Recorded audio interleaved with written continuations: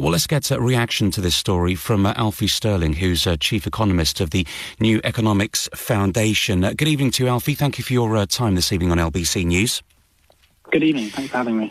First of all, with what the Chancellor has announced this afternoon, it's all very much doom and gloom in the deepest regard. Is there any positive in all of this, of what we've heard from the Chancellor? There is a lot of doom and gloom, unfortunately. I mean, I guess the one major positive we've seen coming forward is that the forecasts for the economic damage are still less severe than they were, 6-9 months ago, and we really didn't know how bad this would get. I mean, I should stress there's a lot of uncertainty around the future still, but at the moment things look like they aren't as bad as economists thought they might be 9 months ago. But in terms of what the Chancellor's done and his response, I would actually say that his response has got weaker and weaker through time. It was very good back in the spring when we initially responded to lockdown, but this time round, in amongst the rhetoric of different kind of, if you like, goodies or spending goodies for different parts of the economy, actually the big picture is one of tightening, and he's withdrawn government support from the economy at a moment when I think most economists would argue he should be stepping up. And really time not to be in the job as Chancellor, when now almost the chickens have come home to roost. You spent all this money, rightly so, but now people have been saying over many months now that it has to be paid for in some way, whether it's now or in future generations.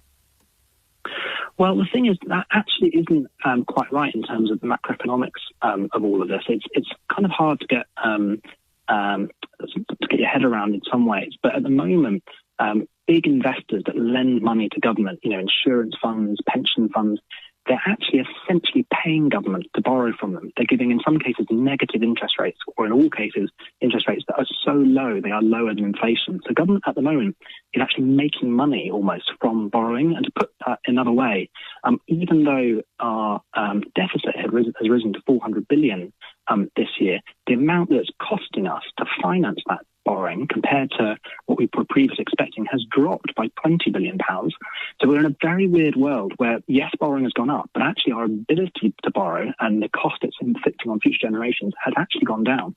And so to the consumer, to laypersons listening to this, should they be afraid, frightened by what the Chancellor has announced? Big numbers here, but day to day, should we be concerned?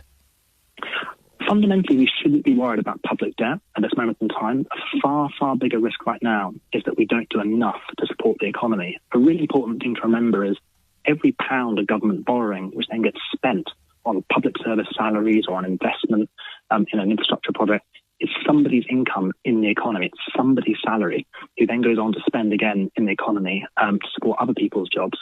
And actually, it's the withdrawal of that borrowing at a crucial moment in time that is the biggest risk right now. Now, nobody says we can carry on borrowing at this level forever, but as things begin to recover, as people move back into jobs, then government can step back.